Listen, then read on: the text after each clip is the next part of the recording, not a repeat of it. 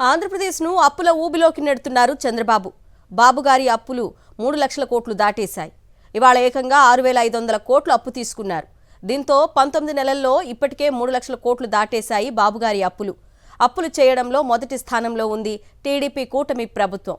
వారం కిందటే 4,000 కోట్లు అప్పు చేసి మళ్లీ నేడు మరో 6,500 కోట్లు అప్పు తీసుకోవటం చర్చనీయాంశంగా మారింది. చంద్రబాబు ఆర్థిక విధానాలపై ఆర్థికవేత్తలు సైతం విస్మయం వ్యక్తం చేస్తున్నారు.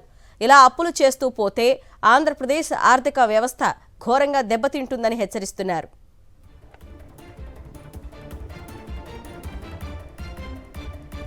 ఇప్పటికే అత్యధిక అప్పులు చేసిన రాష్ట్రంగా ఆంధ్రప్రదేశ్ నిలిచింది.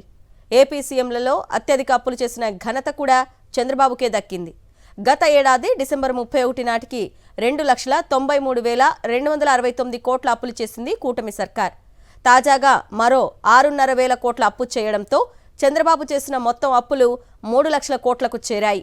రాష్ట్రంలో ఎలాంటి సంపద సృష్టి లేకుండా ఏడాదిన్నర పాలనలోనే 3 లక్షల కోట్ల అప్పులు తేవడంపై ఆర్థికవేత్తలు ముక్కున వేలేసుకుంటున్నారు.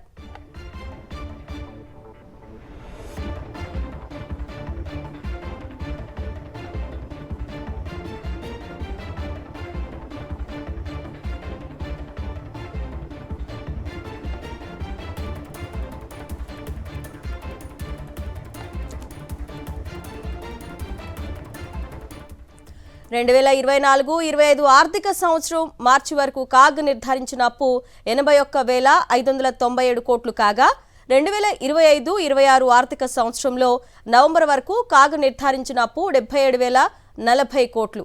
డిసెంబర్ 2న 3,000 కోట్ల రుణం తేగా డిసెంబర్ 30న 4,000 కోట్లు, జనవరి 6న 6,000 కోట్లు అప్పు తెచ్చారు చంద్రబాబు. ఇక బడ్జెట్ బయట కార్పొరేషన్ల ద్వారా కూడా భారీగా అప్పు తీసుకున్నారు చంద్రబాబు. ఏపీ మార్క్ ఫెడ్ ద్వారా ఏకంగా 19,900 కోట్లు, జల జీవన్ మిషన్ కార్పొరేషన్ ద్వారా 10,000 కోట్లు, ఏపీ ఎండిసి ద్వారా 9,000 కోట్లు అప్పు తెచ్చారు. అంతేకాదు ఏఐసిసి ద్వారా 8,500 కోట్లు, పౌర సరఫరాల సంస్థ ద్వారా 7,000 కోట్లు, ఏపీ పవర్ ఫైనాన్స్ కార్పొరేషన్ ద్వారా 6,710 కోట్లు, ఏపీ బ్యావరేజెస్ కార్పొరేషన్ ద్వారా 5,750 కోట్లు అప్పు సమీకరించారు చంద్రబాబు. అటు ఏపీ సిపిడిసిఎల్, ఏపీ ఎస్పీడిసిఎల్ నుండి 5,473 కోట్లు, నాబార్డ్ నుండి డిస్కమ్స్ కు 3,762 కోట్లు, ఎస్బీఐ ద్వారా ఏపీ పవర్ ఫైనాన్స్ కార్పొరేషన్ 2,000 కోట్లు, ఏపీ విమానాశ్రయాల అభివృద్ధి కార్పొరేషన్ ద్వారా 1,000 కోట్ల అప్పు చేసి మొత్తం రాష్ట్రాన్ని అప్పుల రాష్ట్రంగా మార్చేశారు చంద్రబాబు. గత వైఎస్ఆర్సీపీ హయాంలో పెద్దగా అప్పులు చేయకపోయినా ఏపీ శ్రీలంక అయిపోతుందంటూ గగ్గోలు పెట్టిన చంద్రబాబు నేడు రికార్డు స్థాయిలో అప్పులు చేయడంపై విమర్శలు వెల్లువెత్తుతున్నాయి. ఇక ఇదే అంశంపై పూర్తి సమాచారాన్ని మా ప్రతినిధి సతీష్ లైవ్ ద్వారా అందిస్తారు. సతీష్, చెప్పండి.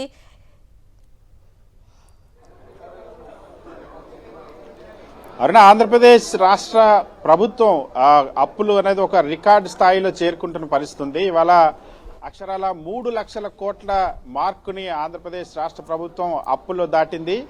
సంపద సృష్టించడంలోనూ ఆదాయాన్ని పెంచడంలోనూ ఘోరంగా విఫలమైనటువంటి చంద్రబాబు ప్రభుత్వం ఆంధ్రప్రదేశ్ రాష్ట్రాన్ని అప్పుల ఊబిలోకి నెట్టేసిందని చెప్పడానికి ఈ రోజు చేసినటువంటి అప్పుతో సహా మనం లెక్కలు చూస్తే 3 లక్షల కోట్లకి అప్పు చేరింది. ఈ రోజు రిజర్వ్ బ్యాంక్ లో సెక్యూరిటీల వేలం ద్వారా 6,500 కోట్ల రూపాయలను అప్పులను ఆంధ్రప్రదేశ్ రాష్ట్ర ప్రభుత్వం తీసుకుంది. ఇందులో 1,000 కోట్లను 7.53% వడ్డీతోనూ, మరొక 1,000 కోట్లను 7.64% వడ్డీతోనూ, ఇంకో 1,000 కోట్లు 7.61% వడ్డీతోనూ, ఇంకొక 1,000 కోట్లు 7.60 వడ్డీతోనూ, ఇంకొక 1,000 కోట్లు 7.60 వడ్డీతోనూ, 1,500 కోట్లు 7.59% వడ్డీతో ఈ అప్పులు తీసుకున్నటువంటి పరిస్థితి.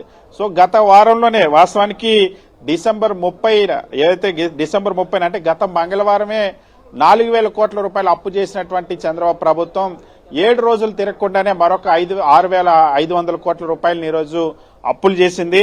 సో మొత్తంగా ఇప్పటి వరకు మనం ఈ అప్పులు ఏ విధంగా చేస్తామని, ఏ విధంగా పెరిగాయి మనం చూస్తే గడిచినటువంటి 18 నెలల కాలం అంటే కేవలం ఏడాదిన్నర కాలంలోనే 3 లక్షల కోట్ల రూపాయలను చంద్రబాబు ప్రభుత్వం అప్పులు చేసినటువంటి పరిస్థితి.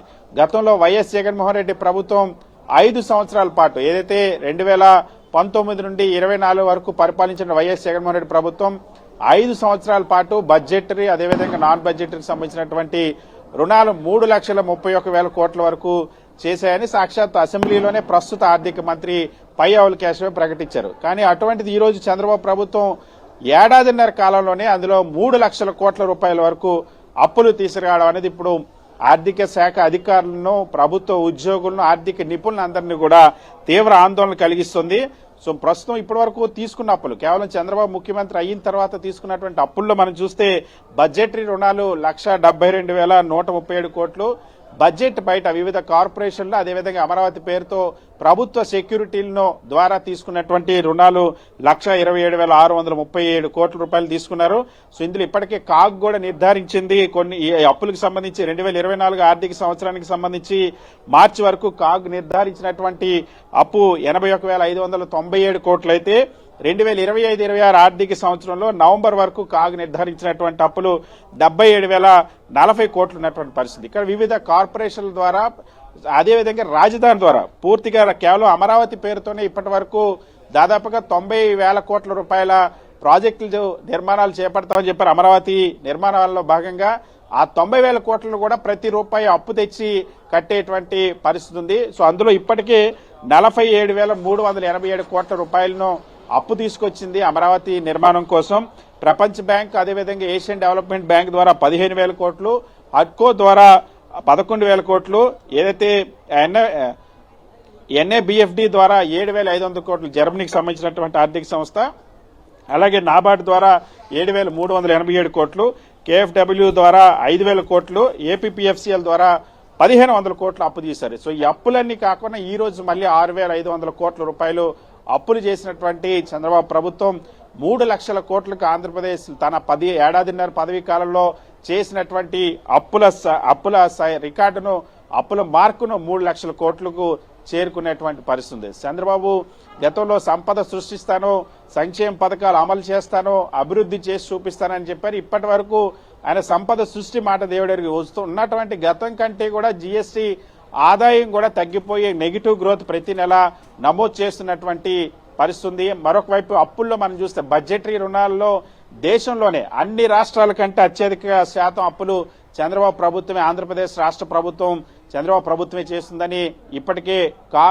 బడ్జెటరీ అప్పుల్లో కూడా కాగ్ ఇచ్చినటువంటి నివేదికలే స్పష్టం చేసిన పరిస్థితి. సో అప్పుల్లో అత్యంత దారుణమైన, అత్యంత చెత్త రికార్డులన్నీ కూడా చంద్రబాబు ప్రభుత్వమే నమోదు చేస్తుంది. ఇది ఆర్థిక శాఖ అధికారులు కూడా, ఎందుకంటే రాబోయేటువంటి మరొక 2 నెలలు ఆర్థిక సంవత్సరం పూర్తవుతుంది. దీనికి సంబంధించి రెవెన్యూ లోటు, ద్రవ్య లోటు విపరీతంగా పెరుగుతున్నటువంటి పరిస్థితి ఈ ఆర్థిక సంవత్సరంలో. ఇప్పుడు ఈ అప్పులు పెద్ద ఎత్తున పెరగడం, ప్రభుత్వ ఉద్యోగులు గత నెలలో అయితే దాదాపు 15వ తేదీ వరకు కూడా జీతాలు ఇవ్వనటువంటి పరిస్థితి తీసుకొచ్చారు. సో ఇప్పుడు ఆ అవుట్ సోర్సింగ్ కొద్ది చిన్న చిన్న ఉద్యోగులకి ఇంకా పూర్తి స్థాయిలో జీతాలు అందనటువంటి పరిస్థితి. సో ఈ రాష్ట్ర ప్రభుత్వం ఈ 6,500 కోట్ల రూపాయలు ఈ రోజు అప్పు తీసుకొచ్చింది. మరి దీన్ని వేటి కోసం వినియోగిస్తారు? ఇప్పటి వరకు అయితే ప్రజలకు ఇచ్చినటువంటి హామీలు, సూపర్ 6 లో ఉన్నటువంటి హామీలు, ప్రధానమైనటువంటి హామీలు కూడా అమలు చేయనటువంటి పరిస్థితి ఉంది. ఎటుపోతుంది అప్పు అన్నది ప్రతిపక్షం ప్రశ్నిస్తున్నటువంటి ప్రశ్న. దానికి రాష్ట్ర ప్రభుత్వం ఏం సమాధానం చెప్తుందో చూడాలి. ఈ రోజు మంగళవారం అప్పు 6,500 కోట్ల రూపాయలను చంద్రబాబు ప్రభుత్వం చేసింది. దీంతో ఆంధ్రప్రదేశ్ రాష్ట్ర ప్రభుత్వం గడిచిన 18 నెలలుగా చంద్రబాబు సారథ్యంలో చేసినటువంటి అప్పు 3 లక్షల కోట్లు చేరుకున్నటువంటి పరిస్థితి. అరుణ.